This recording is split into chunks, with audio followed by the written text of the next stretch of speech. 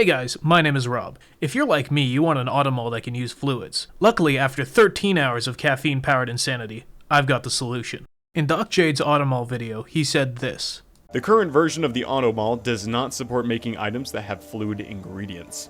And I was inspired. Introducing the Cooler Automall. The Cooler Automall can make any item from scratch, and using it is as simple as requesting an item in your inventory or in a requester chest. Prerequisite items are automatically dealt with, and if you're missing a basic ingredient, like steel plates, the assembler will move on after idling. How to use. Building the Cooler Automall is easy. Simply paste down the Automall base blueprint. That's it. That's all you have to do. To add more crafting capacity to the Automall, you can superforce build the Automall expansion bottom blueprint. The one with the plus. By holding Ctrl and Shift while placing it and lining up the substations. To add multiple expansions at once, you can use the Automall expansion middle blueprint, the one with the line, and superforce build it, and add the Automall expansion bottom at the bottom. The middle expansion blueprint is needed, because when tiled, blueprint ghosts will not superforce build over themselves. Woob, please fix. To add more columns to your Automall, take the Automall horizontal expansion blueprint, the one with the arrow, and line up the substations with the top of the previous column.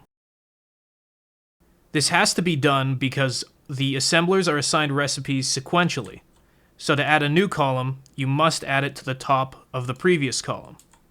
The Automall expansion is made in such a way that you can cut and paste it in any orientation from the previous column, so long as these two big electric poles have a green wire running between them, and these two substations have the green and red wires connecting them. Also included in the blueprint book is the RoboPorts and storage expansion that I personally use.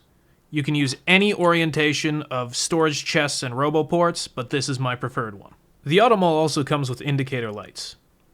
When they are off, that means no item is being requested to the assembling machine.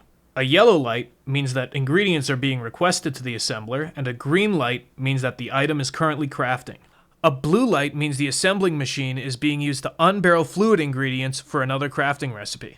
To blacklist items from your Automall, add that item as a positive signal to the red wire of this decider combinator. To change that blacklist into a whitelist, change this equals to a greater than. I'd recommend you don't use storage chests outside of the Automall, instead using provider or buffer chests.